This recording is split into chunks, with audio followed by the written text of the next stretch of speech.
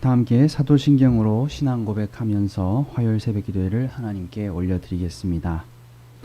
전능하사 천지를 만드신 하나님 아버지를 내가 믿사오며 그 외아들 우리 주 예수 그리스도를 믿사오니 이는 성령으로 잉태하사 동정녀 마리아에게 나시고 본디오 빌라도에게 고난을 받으사 십자가에 못 박혀 죽으시고 장사한 지 사흘 만에 죽은 자 가운데서 다시 살아나시며 하늘에 오르사 전능하신 하나님 우편에 앉아 계시다가 하늘에 오르사 산자와 죽은 자를 심판하러 오시리라. 성령을 믿사오며 거룩한 공예와 성도가 서로 교통하는 것과 죄를 사하여 주시는 것과 몸이 다시 사는 것과 영원히 사는 것을 믿사옵나이다. 아멘. 찬송가 342장 함께 찬송 부르겠습니다. 찬송가 342장입니다.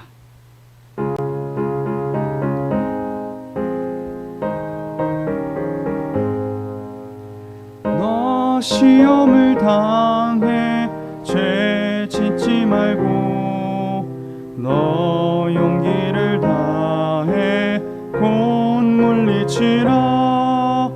너 시험을 이겨 새 힘을 얻고 주 예수를 믿어 늘 승리하라. 우리 구주의 힘과 그의 위로를 빌라. 주님 내 편에 서서 항상 도우시리.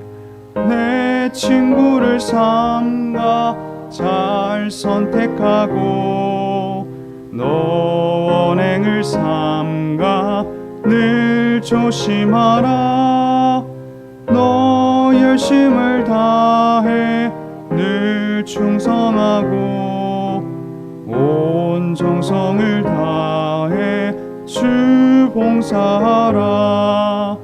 우리 구주의 힘과 그의 위로를 빌라. 주님 내 편에 서서 항상 도우시리.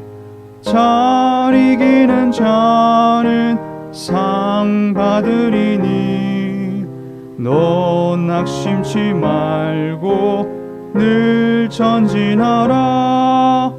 내 구세주 예수 힘 주시리니 예수를 믿어 늘 승리하라. 우리 구주의 힘과 그의 위로를 빌라. 주님 내 편에 서서 항상 도우시리. 오늘 우리에게 주시는 하나님의 말씀은 히브리서 12장 12절부터 17절까지의 말씀입니다.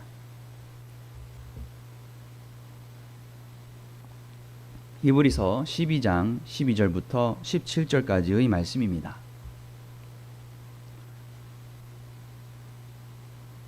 제가 가진 성경으로 367면에 있습니다.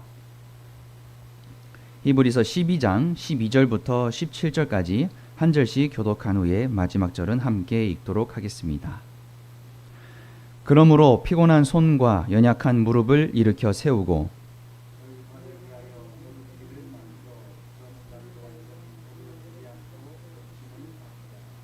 모든 사람과 더불어 화평함과 거룩함을 따르라. 이것이 없이는 아무도 주를 보지 못하리라.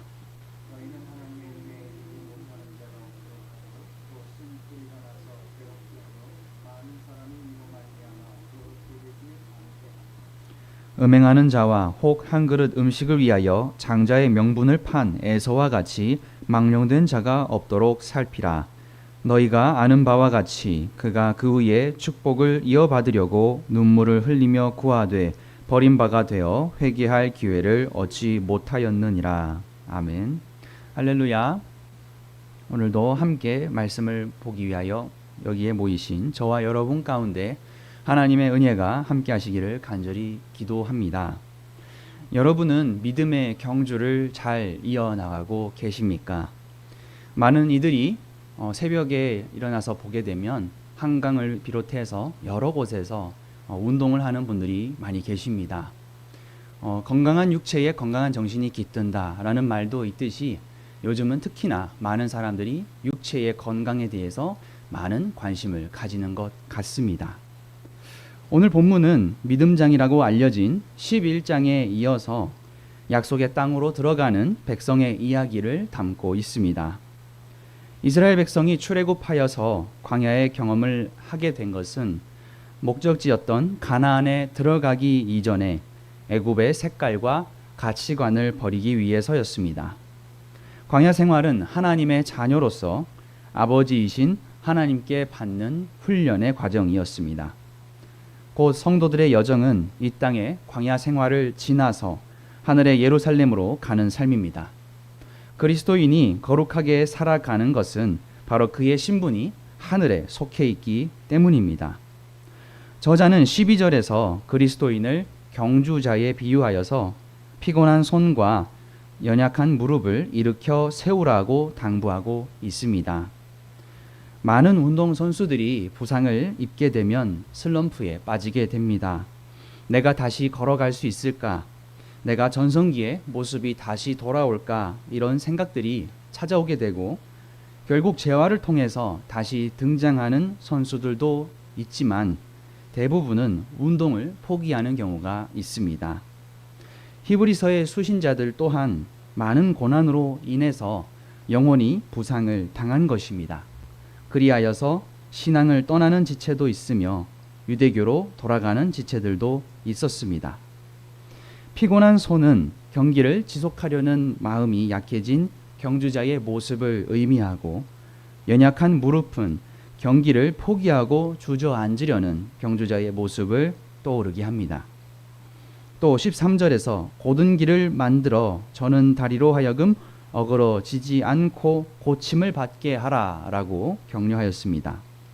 곧은 길은 약속의 땅을 향하여 당당하게 걸어 나가는 것을 의미합니다. 저자는 수신자들의 마음이 속히 치유되기를 바라며 그리고 그들이 어서 회복되어서 구부러진 길, 곧 배교의 길에 이르지 않도록 주의하라고 당부하고 있는 것입니다. 히브리서의 수신자들은 하나님 나라를 향하는 경주에 전념하기 이전에 피로와 두려움의 상태에 있었습니다. 저자는 피곤하고 두려워하고 연약한 자들을 세워주고 격려합니다. 그럴 수 있다는 것입니다. 영적으로 지치고 경건한 삶이 무너지는 상황에서는 다시금 회복이 필요합니다. 저자는 14절에서 경주의 비유에서 평화로 전환을 시킵니다. 운동 경기에서는 상대방을 이겨야 하지만 공동체에서의 삶은 누군가를 이기고 제압하는 운동 경기와는 다릅니다. 이 훈련은 각자의 싸움이 아니라 공동체가 함께하는 훈련입니다. 공동체에서 필요한 덕목은 경쟁에서의 승리가 아니라 화평과 거룩함인 것입니다. 당시 이스라엘 사람들은 죄 때문에 하나님과 멀어지게 되면 성전에 나아와 제사를 드림으로써 화평과 거룩함을 회복한다라고 생각했습니다. 그런데 히브리서 저자는 이 순서를 뒤집어서 제사를 통해 화평과 거룩함을 얻는 것이 아니라 화평과 거룩이 있어야 진정한 제사를 드릴 수 있다라고 가르칩니다. 그 이유는 그리스도인들은 십자가로 인해서 완성된 제사의 영향력 아래에 있기 때문입니다. 전에는 매번 성전에서 제사를 드림으로 회복을 얻었다면 이제는 복음을 믿는 자 안에서 성령 하나님이 임하셔서 화평과 거룩이 누리도록 하십니다. 따라서 그리스도인은 공동체 안에서 화평과 거룩함을 추구하면서 서로를 배려하고 살피는 것이 필요하다는 것입니다. 저자는 이를 통하여서 하나님을 보게 되리라 라고 말하고 있습니다. 과거 구약에서 모세는 하나님과 직접 대면할 수 없었고 하나님의 영광을 그저 잠시나마 스쳐서 보았을 뿐이었습니다. 또한 하나님을 만났던 수많은 예언자들은 자신이 죽게 되었다라고 고백하거나 하나님의 거룩하심에 자신은 자격이 없으니 자신을 떠나달라고 이야기하기도 하였습니다. 그러나 하나님의 백성이 그리스도의 완전한 제사를 통하여 하늘의 성소에 들어가게 되면서 교회는 하나님을 보는 것에 대한 믿음과 소망을 갖게 되었습니다.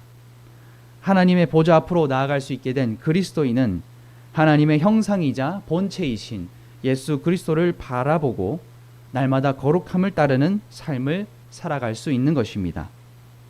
저자는 15절에서 하나님의 은혜에 이르지 못하는 사람이 없도록 하고 쓴뿌리로 인해서 성도들이 더러움을 입지 않도록 주의하라고 권하고 있습니다. 쓴뿌리는 신명기 29장 18절에서 비롯된 말씀입니다. 불의와 불신을 행하면서 하나님의 심판을 두려워하지 않는 마음을 가리키고 있는 것입니다. 신명기 29장에서는 광야 세대가 가나안으로 들어가서 하나님을 떠나 이방신을 섬기는 것을 우려하여 그들의 불순종하는 마음을 쓴 뿌리라고 표현하였습니다. 쓴 뿌리를 가진 이는 의와 평강의 열매를 맺지 못하고 공동체를 와해시키는 자들이 됩니다. 저자는 마찬가지로 공동체 안에서 쓴 뿌리를 제거하고 믿음이 연약한 자들을 권면하여서 모두가 하나님의 은혜 안에 머물도록 하라고 당부하고 있는 것입니다. 저자는 거룩함을 해치는 다른 예로 음행하는 자나 음식 한 그릇에 장자의 명분을 팔았던 에서와 같이 망령된 자를 언급하고 있습니다. 에서는 장자권보다 눈앞의 유익을 더 붙잡았던 인물로 음행하는 자와 함께 에서를 언급한 것은 공통적으로 육신을 위하여 망령되게 행동한 자들이기 때문이었습니다. 이러한 자들은 회개의 기회마저 상실하고 하나님의 심판을 받게 됩니다. 에서는 장자의 축복을 빼앗겨 눈물을 흘리며 나중에 계속해서 축복을 구하였지만 결국 그는 회개할 기회를 얻지 못하였습니다. 하나님의 백성은 장자로서 약속의 땅을 상속받는 상속자들입니다. 또 성도들은 분열과 부정으로 가득한 세상을 변화시키는 자들입니다. 우리는 약속에 따라 받게 될 특권을 놓치지 말고 모든 사람과 더불어 화평과 거룩을 따르고 하나님께 영광을 돌려야 합니다. 우리가 세상에서 경험하는 작고 큰 어려움들과 유혹 때문에 이 은혜를 잊어버려서는 안 되겠습니다. 우리가 믿음의 경주를 하다가 지쳐서 주저앉아 버리고 싶을 때, 내 문제가 해결되면, 내 기도가 응답되면, 내 모든 고난이 사라지면 그때 다시 시작하겠습니다 라고 많이들 고백합니다. 그러나 성경은 그럼에도 불구하고 걸으라, 절뚝거리더라도 발을 곧게 하고 다시 걸으라고 말씀하고 있습니다. 끝내 낙심하지 않는 것은 그리스도의 은혜로 영원한 하나님 나라를 소유하였기 때문입니다. 비록 우리가 아픔 속에 있을지라도 그 걸음의 과정 속에서 주님이 우리를 회복시키실 것입니다. 그리스도인들은 발이 닿는 곳마다 주님의 평화를 빌어야 합니다. 사람들 속에 있는 따뜻함과 아름다움을 일깨우고 우리가 먼저 평화의 사람이 되어야 합니다. 우리가 사소한 일들의 마음이 흔들리게 된다면 다른 사람들을 평화와 거룩으로 이끄는 것은 어려울 것입니다. 예수님은 제자들에게 자기를 부인하고 십자가를 지고 따르라고 하였습니다. 또한 내가 너희를 사랑한 것 같이 너도 서로 사랑하라고 새 계명을 알려주셨습니다.